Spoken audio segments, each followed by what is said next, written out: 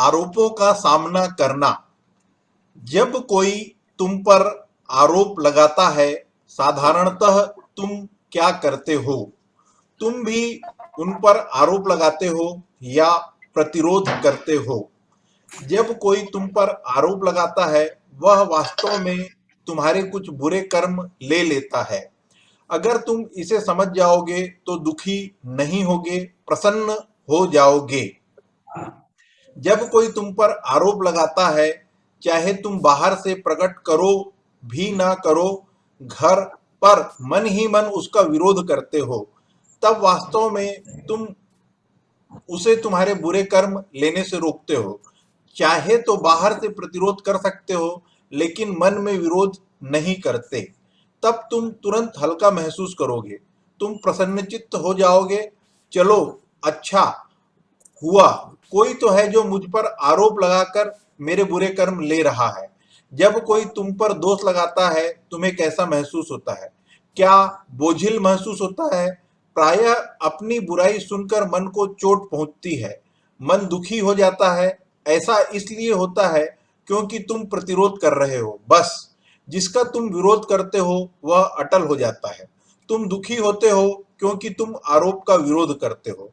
अनजान व्यक्ति कहता है, मुझ पर आरोप मत लगाओ क्योंकि मुझे दुख होता है। एक ज्ञानी व्यक्ति भी कहता है, मुझ पर आरोप मत लगाओ। जानते हो क्यों? क्योंकि शायद इससे तुम्हें चोट पहुंचेगी। वे सहानुभूति से ऐसा कहते हैं। तो क्या तो तुम किसी को भी कह सकते हो कि वे तुम पर आरोप न लगाएं, या तो सहानुभूति की भावना से या क्रोधित होकर।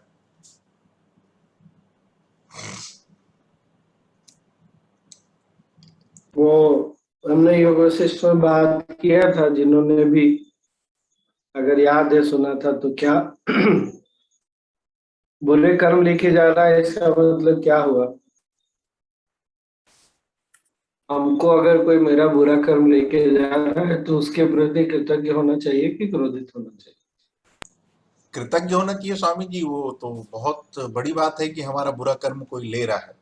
हमको हमारा कोई लोड लेके जा रहा है, इतना बोझ हम लिए कितने जन्मों से घूम रहे हैं, कोई लेके जाना चाहता और हम यहाँ क्रोधित हो रखे हैं।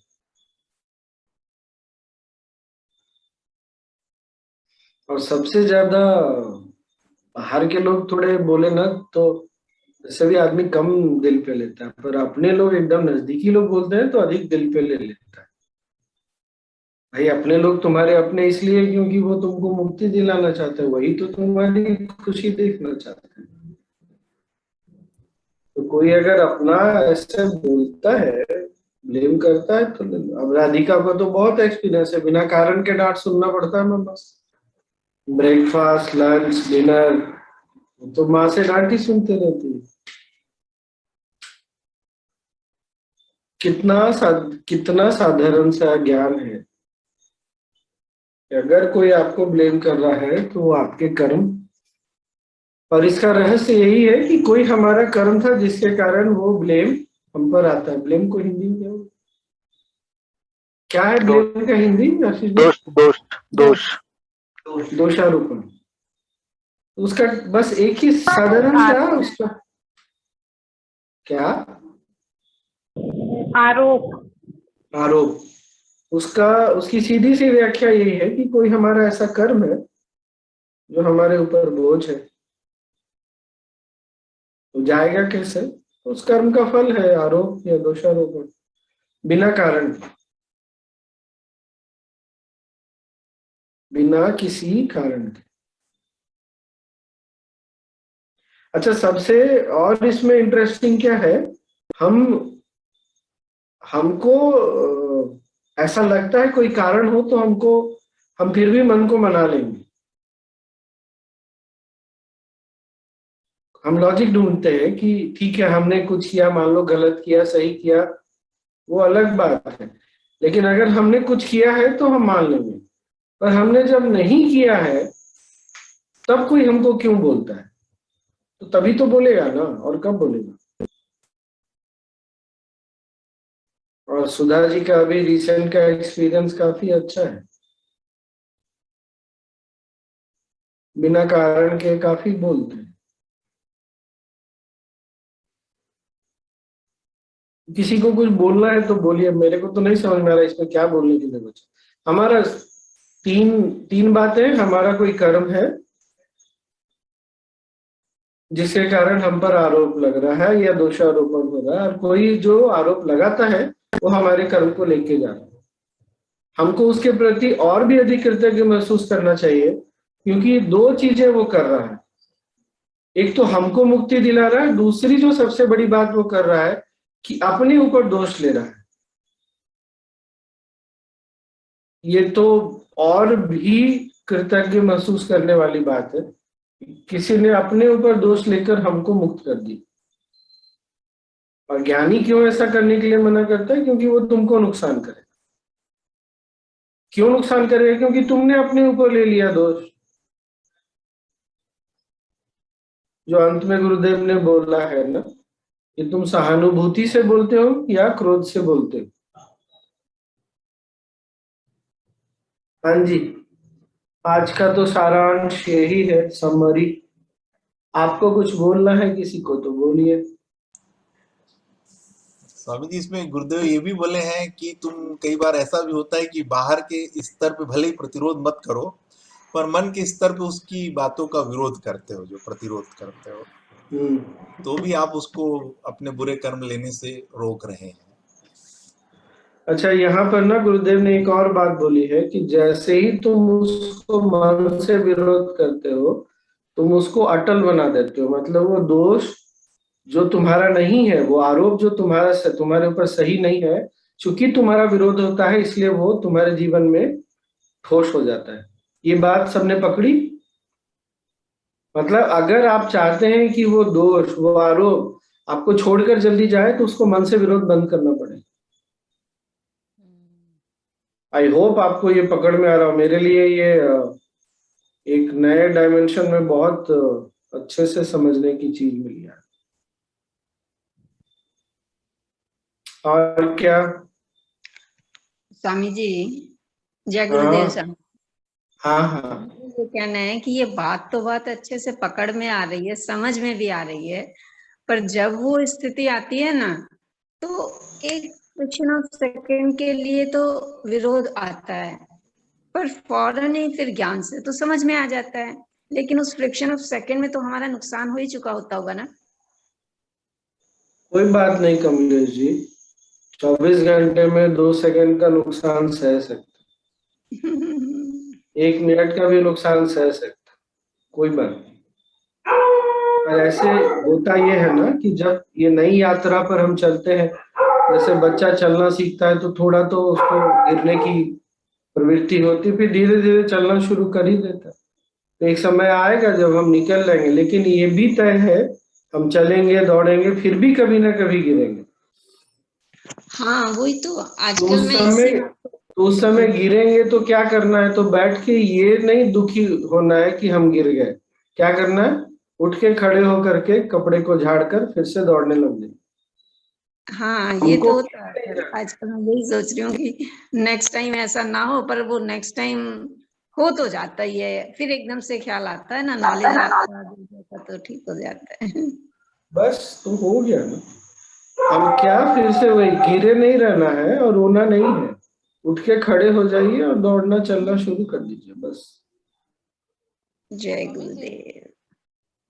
यानी कि सहानुभूति से उसे ऐसा कहना चाहिए क्या कि ऐसा मुझे गाली मत दो, ऐसा गुस्सा मत करो, ऐसा बोलना चाहिए क्या? बोल सकते हैं अगर हमको ये बात समझ में आती कि हम सामने वाले की भलाई के लिए बोल रहे हैं। हाँ, पर जब वो चिल्ला रहा हो उस समय मत बोलिए। वो हाँ उस हाँ, समय वो नहीं कुछ सुनेगा। काम का नहीं होता वो उस टाइम। वो नहीं सुनेगा ना, वो सुनेगा नहीं। नहीं सुनेगा। हाँ, बाद में ओ क्या बड़े उपदेश मत प्यार करो से कि बोलते ये हैं। तुम्हारा नुकसान है। हाँ हाँ, बाद में बोल सकते। यस, ये बहुत अच्छा नॉलेज शीट है स्वामी जी। बहुत बार पढ़ चुके पर फिर भी जाता है, फिर पढ़े तो फिर आता है।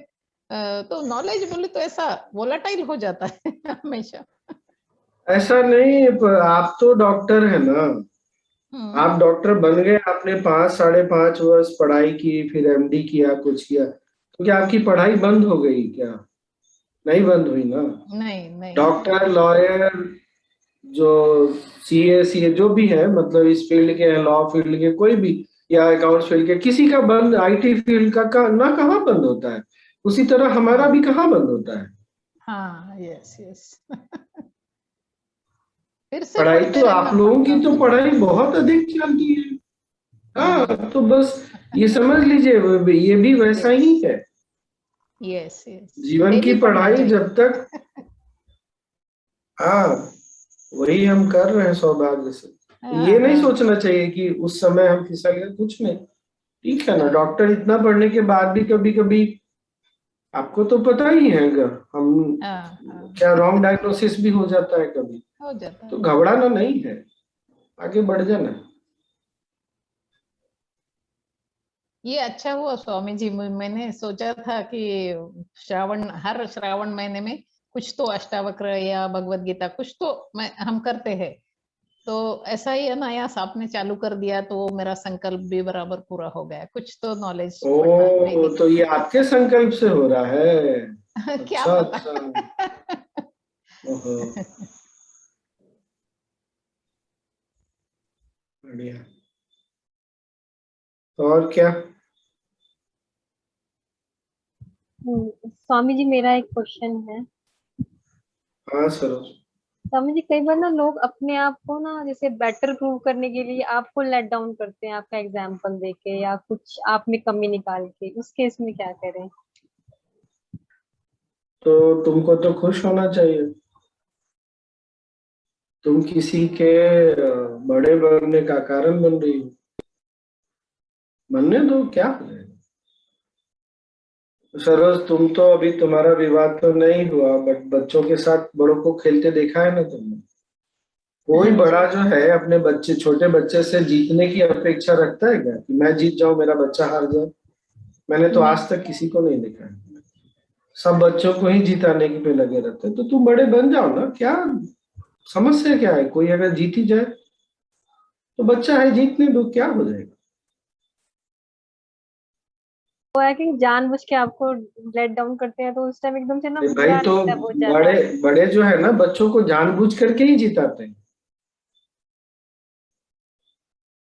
और उसका बहुत आनंद लेते हैं वो। जब बच्चे जीत रहे होते हैं और बच्चे सेलिब्रेट करते हैं कि आपको हरा दिया, आपको हरा रहे हैं, तो और उसका आनंद लेते हैं कि हाँ हाँ, मैं हार रहा हूं, तुम जीत रहे हो।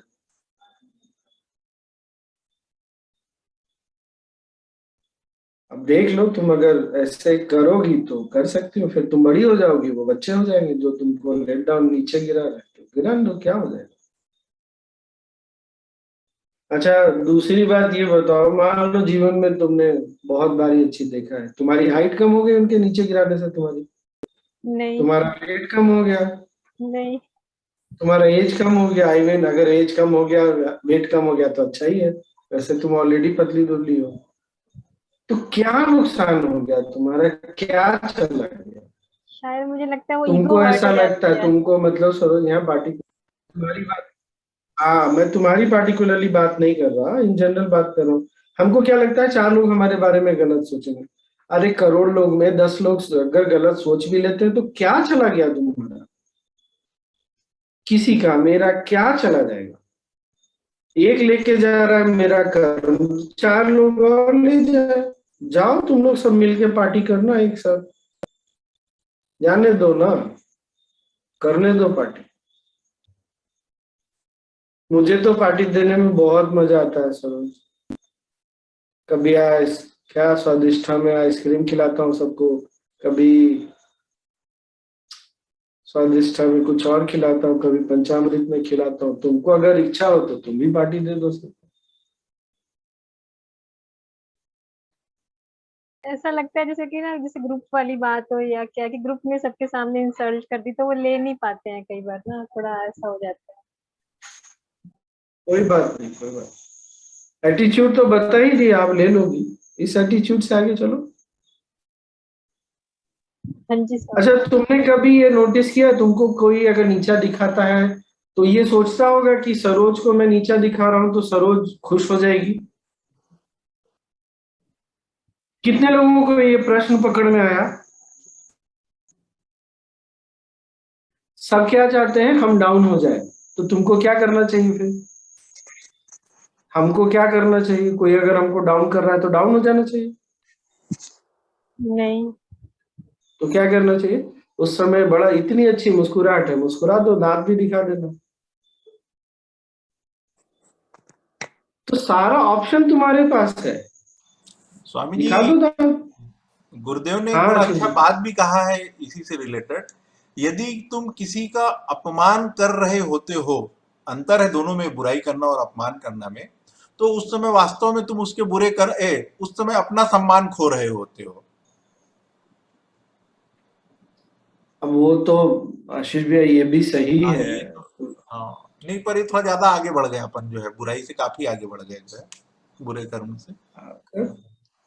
मेरा यही कहना है आशीष भैया, मुझे 1000 लोग जानते होंगे, ठीक है, 10,000 जानते होंगे, 4 लोगों ने अपमान कर दिया, 100 लोगों ने मान लिया, 5,000 लोगों ने मान लिया। अच्छा ये थोड़ा ना हार्ड हिटिंग है, हाँ? बुरा लगे तो। मेरे जीवन में मेरा मानना है, अगर ऐसे लोग हैं जो किसी के बोलने से मेरा साथ छोड़ते हैं, तो ऐसे लोग जीवन में ना रहे तो भी कोई दिक्कत नहीं।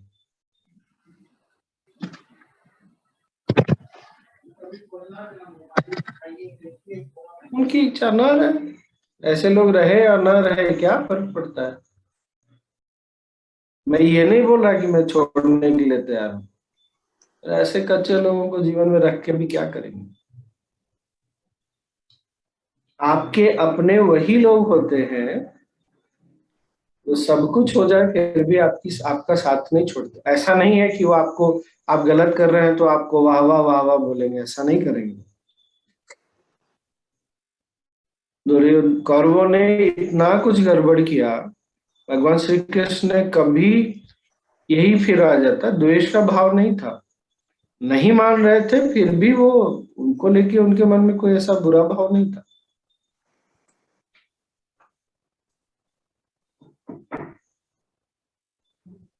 बोल दो। एक दोहा और है स्वामी जी, वो बड़ा अच्छा है, इसी से रिलेटेड है वो तो पूरी तरह से। निंदक नीरे राखिए हाँ आंगन कुटी छबाए, वो निंदक नीरे राखिए आंगन कुटी छबाए, बिनु पानी बिनु साबना निर्मल करे सुभाए। ये तो अच्छा है, आपके अगर लोग निंदा कर रहे हैं तो आपके बुरे कर्म ले रहे हैं, इट इज गुड। इसको दूसरे दृष्टिकोण से आगे गुरुदेव ने समझाया भी है, जी। और मेरा भी यही मानना है, अगर कोई आप पर, आरोप का मतलब ही झूठा आरोप होता है, तो खैर यहाँ क्रिटिसिज्म की बात नहीं हो रही, अगर वो आरोप सही है तो आप सीख के आगे बढ़ जाइए, अगर आरोप गलत है तो मुस्कुरा के निकल जाइए, दोनों स्थिति में मुस्कुराइए, परेशान क्या होना है? सही है तो भी, गलत है तो भी। अब कोई मुझे ये बोलता है कि तुम बड़े लंबे हो, तो मैं क्या कैसे लूं इसको? अच्छे ढंग से लूं, बुरे ढंग से लूं, कैसे लूं? कोई बोलता है तुम्हारा एटीट्यूड ठीक नहीं है, तो सबको एटीट्यूड ठीक लगना भी जरूरी नहीं है, पर अगर मुझे लगता है मैं कुछ सुधार कर सकता हूँ तो कर लेना चाहिए।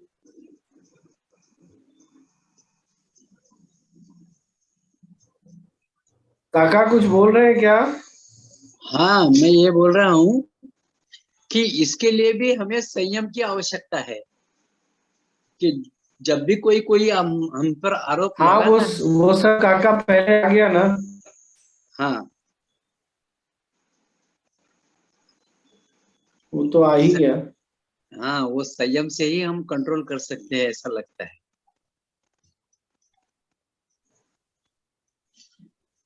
काका दो चीजें हैं, एक है हमको बुरा लगना और उस बुरे जो भाव है उस पे हमको नियंत्रण पाना, और दूसरा ज्ञान ये कहता है कि कोई आरोप लगा रहा है तो तुम्हारा वो कर्म लेके जा रहा है।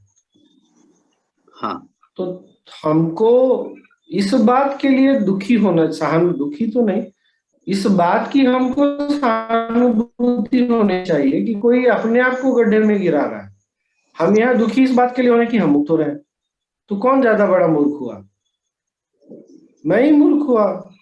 एक बार ये बात समझ में आ गई तो अगली बार दुख काहे का होगा? सही बात।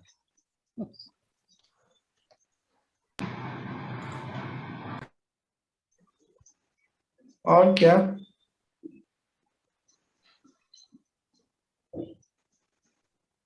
कर्म लेने का मतलब, जो तुम्हारी चेतना पर कोई एक बोझ पड़ा हुआ था और सामने वाले का नहीं था, उसने तुम्हारे बोझ से तुमको मुक्त करा दिया, पर वो बोझ अपने ऊपर डाल लिया। यही।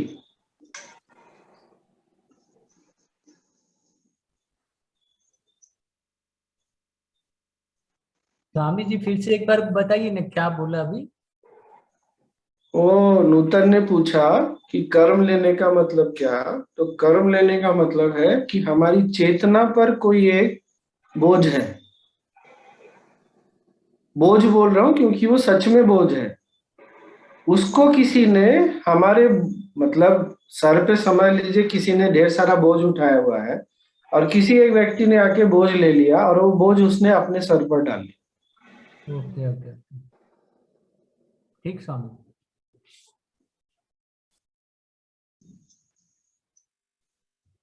स्वामी जी, जब हम पर बोझ बोलते हैं तो कोई आरोप लगा है, और आरोप तो सही नहीं है, तो बोझ किस बात का हो सकता है? काका, कोई ना कोई कर्म है जिसका फल स्वरूप वो आरोप लग रहा है, भले वो आरोप सही हो या ना हो। हाँ।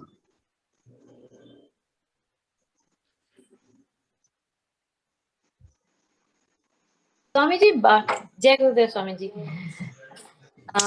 बाकियों को ठीक, लेकिन जब हमारे अपने बच्चे या हमारे अपने हस्बैंड हमारी इंसल्ट करते हैं, स्पेशली बच्चे, तो आप कैसे इस बात को ले सकते हैं? अब आप देख लीजिए, आप बच्चे को बड़े प्यार से बाद में समझा दीजिए, अरे तू मेरा बोझ क्यों ले रहा है, तू मेरा कर्म क्यों ले रहा है, तू अच्छे से जियो ना, मैंने तुमको पाल पोस के इसलिए थोड़ी बड़ा किया है कि तुम मेरा बोझ लेकर के बढ़ोगे आगे। मैं तुम्हारा बोझ लेने के लिए आई हूँ, तुम मेरा बोझ ले रहे हो। आप बच्चों की बात का इंसल्ट क्या मानना है।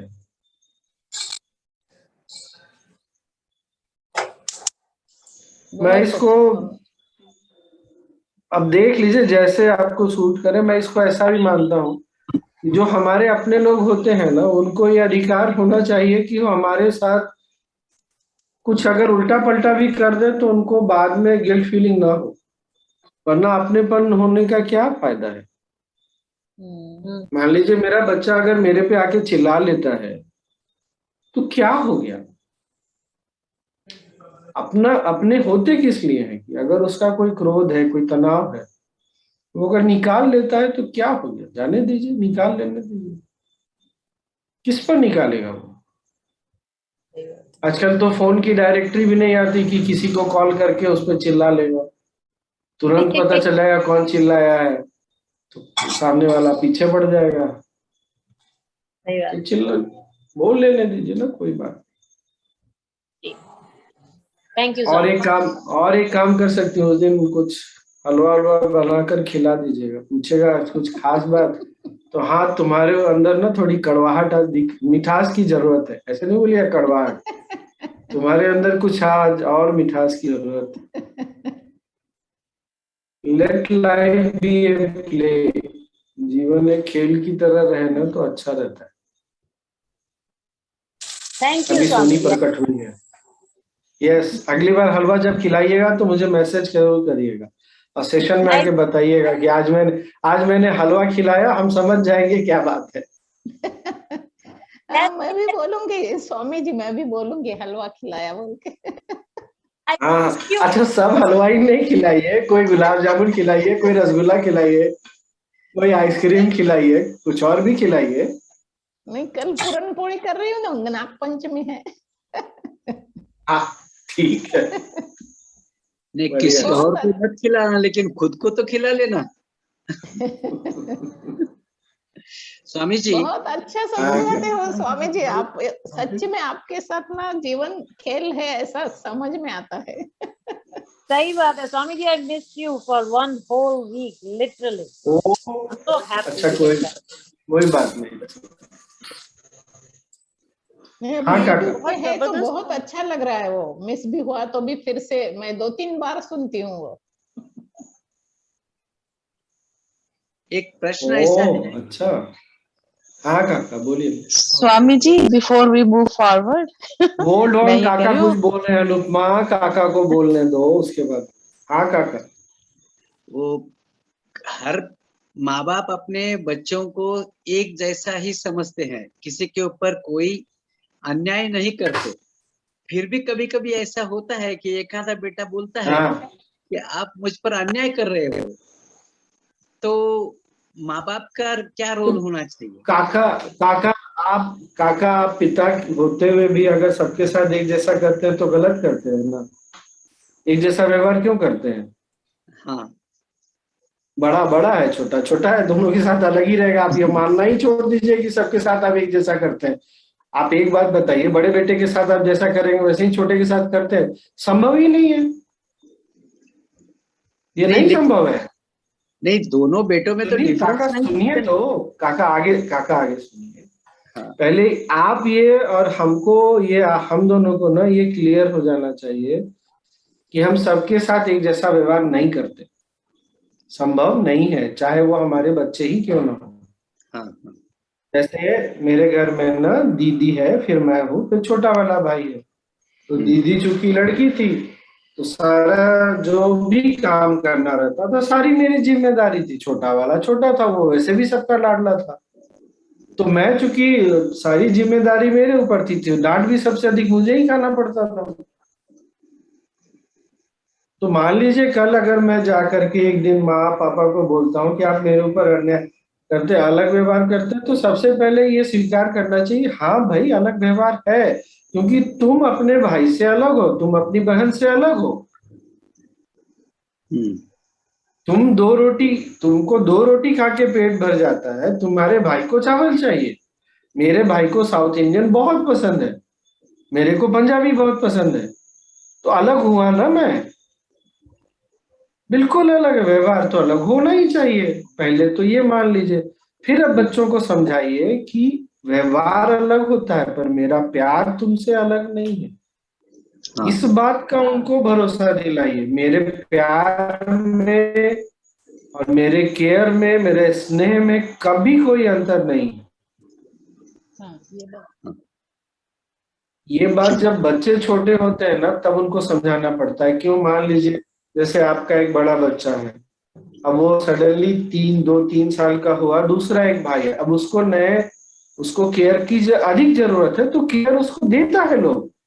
पर ये हम बच्चे को नहीं अगर समझा पाते ना तो उसको लगता है कि मेरे को छोड़ के दूसरे को ज्यादा केयर दे रहे, मतलब मेरे हिस्से का प्रेम वो लेके चला गया। पर ये समझाना ये बड़ों की जिम्मेदारी है, ऐसा नहीं है। काका ये बात पकड़ में आई क्या? हाँ, हाँ, बस समझ। इतना ही है। नहीं है, मैं बचपन हाँ में क्या होता था, मैं जब स्कूल में था तब मेरा भाई मेरी माता जी से ऐसे झगड़ा करता था कि तुम अन्ना की तरफ ज्यादा ध्यान देते हो, मेरी तरफ नहीं। तो हाँ हाँ, माता जी को बुरा लगता था वो। कोई बात नहीं काका, कोई बात नहीं। हाँ अनुपमा बोलो, लास्ट। हाँ नहीं स्वामी जी, मैं तो बस हंस रही थी। मैंने कहा आप मेरे घर ही शिफ्ट हो जाओ, रोज मिठाई खिलाऊंगी। अच्छा, वो मतलब क्या मैं क्या आपका काम लेने के लिए बैठा हुआ हूँ क्या? ओहो, That धीर is तुमने so धीर ने कुछ प्रश्न पूछा है। स्वामी जी आपको ये गुरुदेव ऑफर स्वामी तब जी। आया जब आप कह रहे हो कि आपने शक्कर छोड़ दिया है।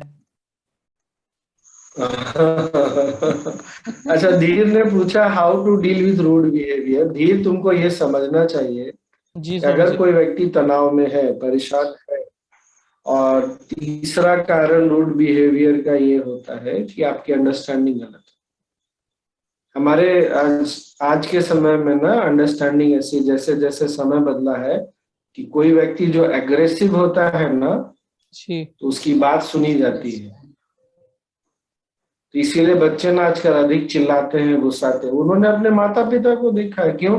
माता पिता उनके ऊपर चिल्ला करके उनको चुप करा देते थे, तो उनको लगता है अपनी क्या बोलेंगे इसको, अपना प्रभुत्व दिखाने के लिए, अपनी सत्ता जमाने के लिए मुझे भी गुस्सा करना चाहिए, मुझसे भी जी चिल्लाना चाहिए। कोई अगर रूड बिहेवियर कर रहा है तो उसके अंदर तनाव है, सीधी सी बात। तो उसको उसके लिए परेशान नहीं होना चाहिए।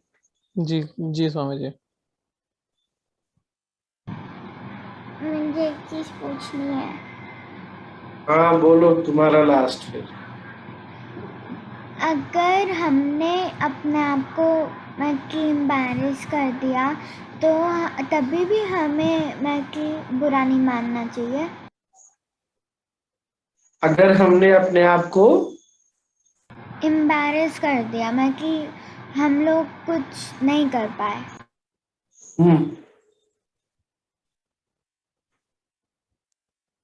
ऐसी स्थिति में ना राधिका,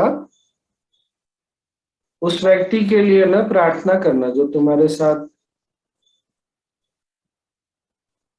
मान लो जैसे अभी धीर भैया ने पूछा ना कि कोई कड़वा व्यवहार करता है, रूड करता है, तो क्या उसके लिए प्रार्थना करो।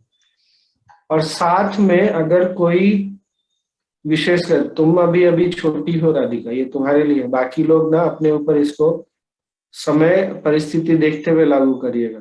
अगर तुम्हारे साथ कोई गलत व्यवहार कर रहा है ना, तो तुमको घर में जाके बताना चाहिए,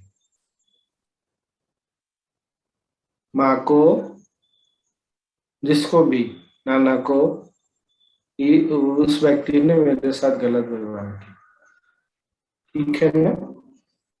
स्वामी जी, और क्वेश्चन था कि अगर हमने खुद को एम्बैरेस कर दिया तो नहीं, इफ तो आई भी कोई बात नहीं प्रवीण जी, मैं समझ गया, दूसरे ढंग से मैं बोल रहा हूँ। ठीक है ना?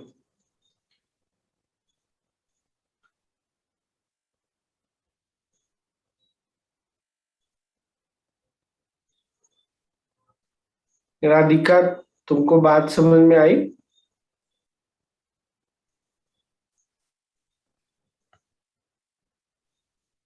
राधिका, हाँ बात समझ में आई तुमको? हाँ। ठीक है, तो चले, आज तो हमारा बड़ा स्वीट सा रहा, छोटा सा। स्वामी जी, उस दिन जो मंडला पर जो बोल रहे थे, थोड़ा सा बोलिए ना। कल हिंदी में करेंगे शाम को। अच्छा, कल का सेशन, कल कितना तारीख है? कल, अरे कल तो मेरा पूजा भी है। 13 अगस्त स्वामी जी। तो कल हमारा सेशन जो है ना, वो मंडल वाटिका पर है, जूम पर होगा, मैं लिंक शेयर कर दूंगा, आप लोग सब लोग उसी में ज्वाइन कर जाइएगा। ठीक है? Yes yes. कल नॉलेज शीट वाला नहीं हो, कल हिंदी में करेंगे, इसलिए मैंने बोला हिंदी में करते हैं तो अच्छे से और प्रश्नों का उत्तर मिल जाएगा। ठीक है? कितने बजे अच्छा है हुआ सोनी तुमने याद किया। टाइम 9 बजे 9 बजे सेम टाइम। ठीक, कल का एडवांस कोर्स का लिंक नहीं आया अभी। आ जाएगा। किसने बोला लिंक नहीं आया? मधुरा। मधुरा, 2-4 लोगों को रजिस्टर करो, उसके बाद लिंक मिलेगा। ओके ओके, एक ही रात में। अभी रात में करो 2-4 लोगों को रजिस्टर, उसके बाद लिंक मिलेगा। ठीक है? चलिए, कल रात को मिलते हैं 9 बजे। हाँ, बहुत ठीक? अच्छा स्वामी जी, थैंक यू। स्वामी जी, जय गुरुदेव, थैंक यू वेरी मच। जय गुरुदेव स्वामी जी। स्वामी जी, थैंक यू स्वामी जी, जय गुरुदेव। जय गुरुदेव। प्रणाम स्वामी जी। थैंक यू स्वामी जी, जय गुरुदेव। जय गुरुदेव।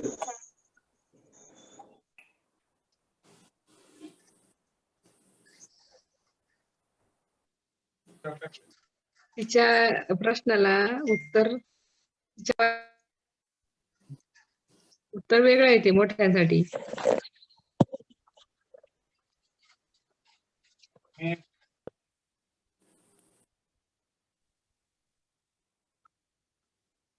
जय गुरुदेव, मैं